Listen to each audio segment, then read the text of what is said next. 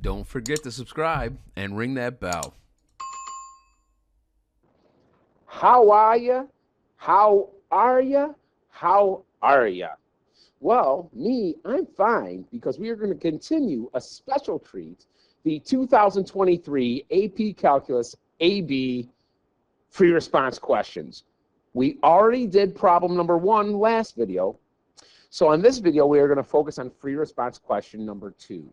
It is the last question that we get to use a calculator for. Sometimes it just pops like that, you know? Got to use that calculator when they give it to you. All right? So if you're on the market for a calculator, I say this every time. I say this every time we get to use a calculator. I would suggest a TI 84 Plus CE. The color edition, it's great. They have a whole slew of colors, links in the description below. Yes, I don't only suggest that, I actually use it. My personal one that I have on my desk that I use at home is the mint green variety. Oh, so pretty. All right, let's start with free response question number 2. Number 2 reads, Stephen swims back and forth along a straight path in a 50-meter long pool for 90 seconds. Stephen's velocity is modeled by v of t, which equals 2.38 e raised to the negative 0.02 t times the sine of pi over 56 times t. Thank God we get a calculator, where t is measured in seconds and velocity, or v of t, is measured in meters per second. All right, so 2a is asking us, find all times t in the interval between 0 and 90, which Stephen changes direction. Give a reason for your answer. Okay, so not only does velocity tell us how much in meters per second Stephen is moving, it also tells us the direction Stephen is moving. Meaning, if velocity is positive or greater than 0, I'll call this positive, he would be moving to the right, okay? And if velocity is less than 0 or negative, he's moving to the left. All right, I'm assuming that in the pool of life here that Stephen is swimming in,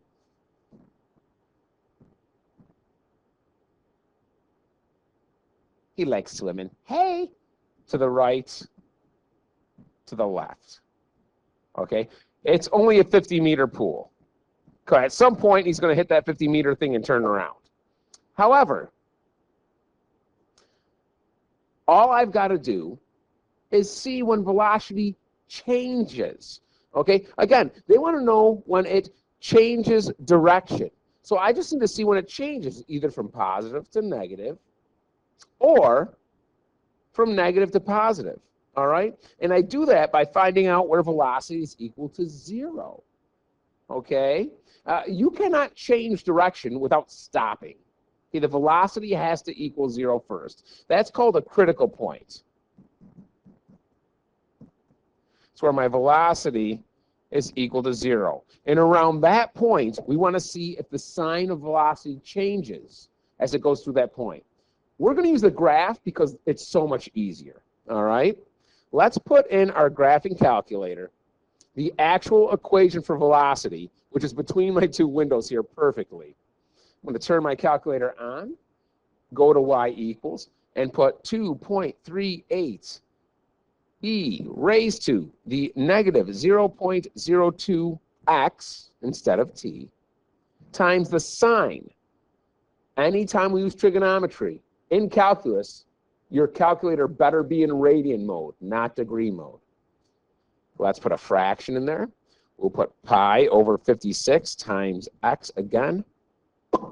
Now, my interval, which is also in between my two calculator windows, is between 0 and 9. So let's go to the window and go between 0 and 9 on my x-axis, and I don't know, -5 to 5 on my y-axis. I can't believe this kid is going to be swimming more than 5 meters per second, but who knows? Let's graph this and see what we got. Okay, we got some little, it's crawling. It's crawling. It's crawling. It's crawling. It's crawling. Do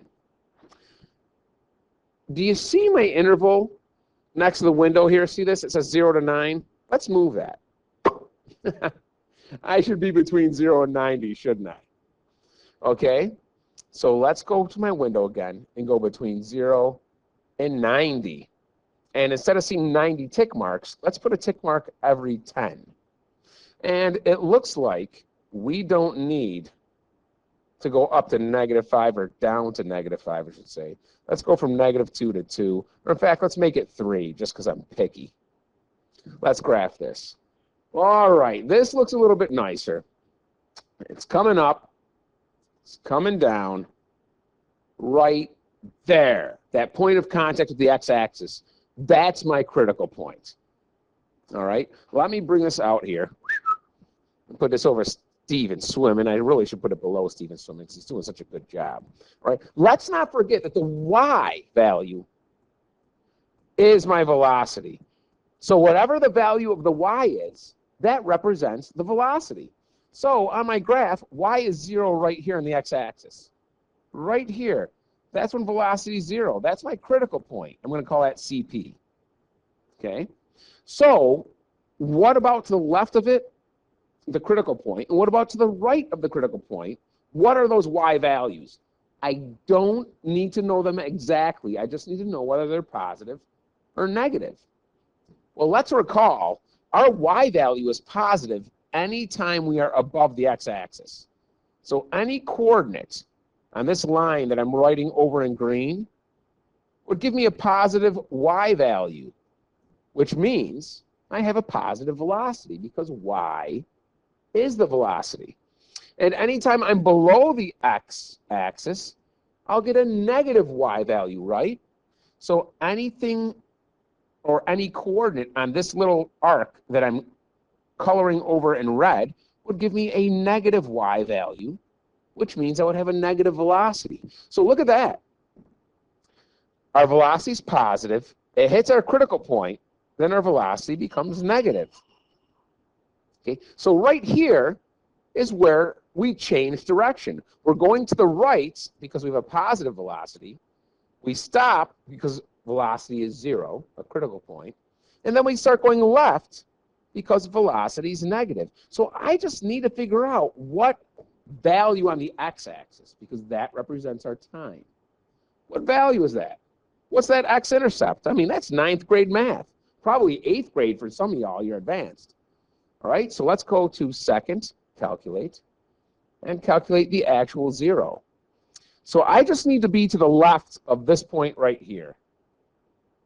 And I currently am to the left of it. And I hit enter. Then I got to go to the right of it somewhere, anywhere, and hit enter. And then I hit enter a third time. So let's get a little closer. Okay, I'm clearly to the left, and I hit enter.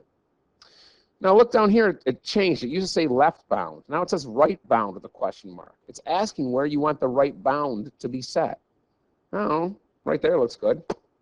It's asking me to guess. Yeah, hit enter one more time. And you get 56, right on the button, 56. This happens at a time of 56, and time is in seconds. So we say 56 seconds. Okay, that's when he changes direction. Give a reason. That sounds to me like it should be written when it says give a reason. Give me one good reason. Let's move this out of the way. I suppose you can draw a sketch of that showing that it goes from positive to negative, but let's do it nice. At time equals 56 seconds. Velocity changes signs from positive, not pots, from positive to negative. Okay, I left the S out and started to write the T right after that. Right, kids? Right? Anyways, I probably could just say It just changes signs. I wouldn't even have to say positive to negative. But because we like to be cool, we're going to write that. And we're done with the first problem. On to 2b. Find Stephen's acceleration at time t equals 60 seconds and show the setup for your calculation and indicate the units of measure. Then, is Stephen speeding up or slowing down at time t equals 60 seconds? Give a reason. Another reason. All right, we got a couple of things to do. Let's start with purple. I'm in a purple mood. Okay, find Stephen's acceleration at time t equals 60. You need to show the setup for that and indicate your units of measure. All right. Acceleration is the derivative of velocity. My God, if you don't know that, you're screwed. So we want to know this at time equals 60. I mean, this tells you I'm finding the acceleration, which means I take the derivative of velocity. That shows me the setup. That shows me the setup right there. So I want to find, so A of 60 equals V prime of 60, which is approximately, because we'll probably have to round. Now, I have velocity. I have the use of a calculator. So I'm going to go right to math 8, which is derivative. We're using x's again. And it is 2.38 times e raised to the negative 0.02x times the sign of a fraction here, which is pi over 56 times x again. Yep. Oh, you. Oh, pi over 56 times x. And we want to evaluate this when x is 60. Okay? Don't forget, we need to put the value for, sorry, that's from the previous problem. We want to evaluate this derivative when x is 60. I hit enter. Negative 0.036. Okay, we are going to leave that third decimal as 6 because the number after it is less than 5. So negative 0.036. Now they want units of measure. Velocity is meters per second. So I suppose you can say meters per second, but I like to just do this. If I have 2 seconds in my label, I just put the 2 right here, meters per second squared. There you go. That is the first part. And the second part is, hey, are we speeding up or slowing down at time 60? Don't just assume that since this is a negative, we're slowing down. Speeding up or slowing down, it involves a scalar relationship, meaning I need to know the velocity at 60. I need to know the acceleration at 60, okay? And it's a lot like multiplication, where if the signs are the same, then plus will be considered speeding up, and a minus will consider slowing down, okay? I'm speeding up for both of these situations. If they're the opposite, all right, then I'm slowing down. So this will be speeding up.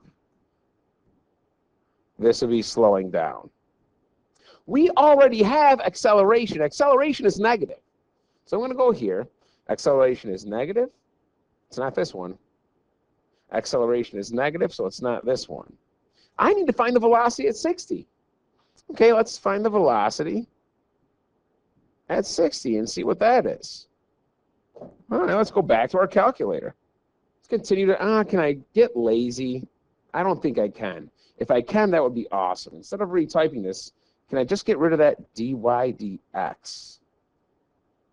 Delete. Oh, I can. Okay, here's my derivative, but in for an x, I'm going to put 60. Okay, and we got another x here, so which would be times 60. And let's see what we get. We also get a negative value. Okay, we'll call that negative the 9 will go up, so this will go up to 60. Negative 0.160. Negative 0.160. All right, well, velocity is negative. So we're looking right here. It is speeding up. So I've got to answer that, and I've got to give a reason. All right, and in your reason, please be specific. Let's get rid of this and make some nice room here. Speeding up since both. Okay, I can do this two different ways. I can say since v of t is greater than, or excuse me, less than 0, and a of t is less than 0 at time equals 60. But I like to actually write less. So instead of saying at time is 60 here, what I like to do is I just like to put 60 right in there. When I say be specific, you need to know your acceleration and velocity at the specific time they're asking about. So you need to put that t value in there. And that's a perfect explanation. You could write that explanation a million different ways. That there, my friends, is perfect.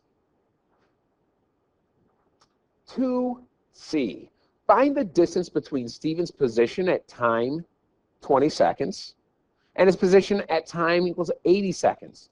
Show the setup for your calculations, which means they're just showing them what we're putting in the calculator, okay? All right, let's take a look at this. Let's go gray here for a second. Yeah.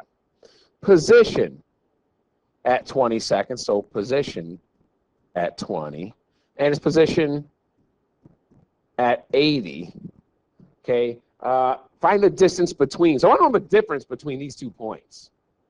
The difference, all right? So we only have velocity, and I've written this on almost every one of these videos at some point. The basis behind calculus is derivatives and integrals. We have position, velocity, acceleration. These are all one derivative away from each other, all right? If I go backwards, they're an integration away from each other. Now, I have velocity. I want position. I'm going to have to integrate velocity to get my position, all right? So I know that if I integrate velocity, that will give me position. Okay, but if I don't have bounds, I do plus some constant, right? Well, what if I have bounds? And what if my bounds, okay, are given here from 20 to 80? Then how does this change on the right side of my integral? Now this becomes my position formula with my upper bound in it minus my position formula with my lower bound in it. That's exactly what we want. The difference between position at 80 right here and the position at 20 right here. So I just got to integrate in my calculator this right here. And that's the setup, okay, that I'm going to put in the calculator. All right, so let's go ahead and do that and be done with this monstrosity. All right, so let me go math 9 for integration from 20 to 80. Oh, let's see if I go here. Now, can I go up here and hit enter? No, it just evaluates that. Dang it. All right, well, you know, 2.38. I'm sure there was a way I could have done it, but I don't want to mess around. Negative 0.02x times the sign of a fraction, which is pi over 56 times my x again, close that parenthesis, dx. Okay. Thank God we did a calculator. The amount of work this calculator is saving us is fantastic. And I'm going to call that 28 or 23.38. I will make this a 4. Okay, 23.384. It's approximately 23.384. Now, it doesn't say to put a label, so that's what we're going to do. If it had, if it had. Let's not forget that velocity is meters per second. That's a rate. Okay, position is just the unit. There's no time. So it would just be meters. Okay, the difference will be 23.384 meters. But I say, and I tell this to my students, if they don't ask you for a label, don't put it. Very good. 2D, this is the last one we're working on. Find the total distance. That should jump out at you. Stephen swims over the time interval from 0 to 90 inclusive, including 0 to 90. Show the setup for your calculations. I mean, this is a pleasure to do. Kids, on 2C, we just said, if I integrate velocity, and what I didn't mention in 2C that I'm going to mention in 2D is you better write the dummy variable because you will get points taken off if you do not. Okay? If we integrate velocity, that gives us position. Okay? It's plus some constant because I don't have bounds. All right? If I do have bounds, maybe from, let's say, 0 to 90,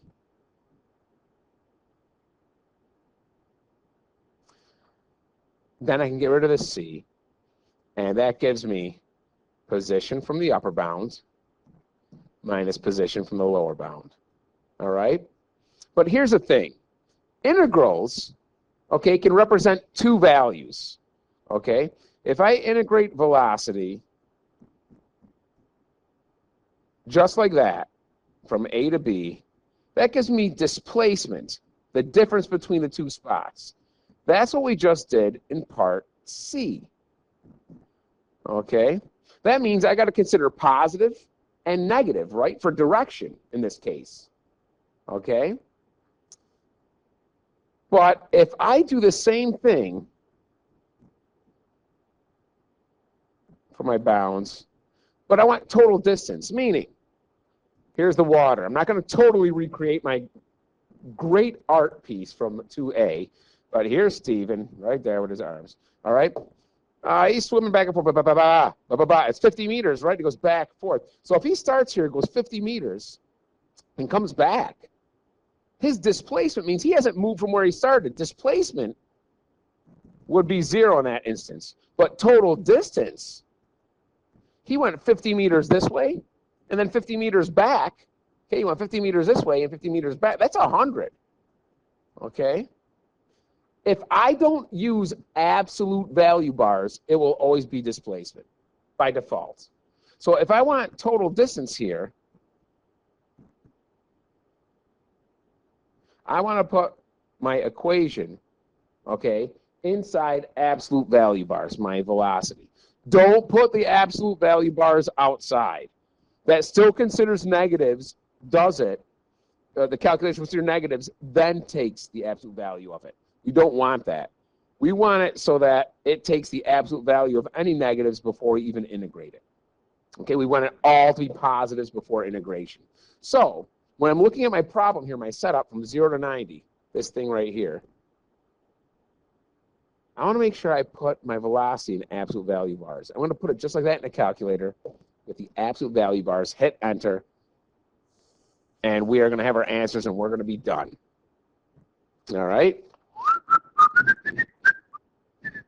Oh, well, let's see. Can I get a little tricky? Let's see if I can just jam this stuff in absolute value bars. I probably can't. No, I'm not even gonna try. Let's just get nuts. Math 9 from 0 to 90. Okay, we're gonna go to math and move over to num. And the first thing, ABS, it's not anti-lock brake systems. It is absolute value of 2.38 e raised to the negative 0.02 times x times the sine, I feel like I've said this so much, of pi over 56 times that x value, close that parenthesis, dx. Whew, that was a lot. And if I hit enter, by the time my little yellow circle next to the battery stops spinning, I will get an answer. And it's still working. And it's still working. I mean, okay, it stopped. I was going to point that out. 62.164. We'll call that a 4. Leave it a 4 because the number after it is less than 5. 62.164. It's approximately 62.164. Final total, they don't ask you for a label, but again, we're integrating velocity to get position, so that would just be meters. The total meters this dude swam in 90 seconds, a minute and a half. What was his name? Peter? Paul? Stephen? Stephen. What a prim and proper name. What a weirdo. Anyways, 62.164 meters. We're done. Thanks for playing. Thanks for following along. And very shortly, probably tomorrow, I'll put up the work for free response question number 3. Bye-bye. Don't forget to subscribe and ring that bell.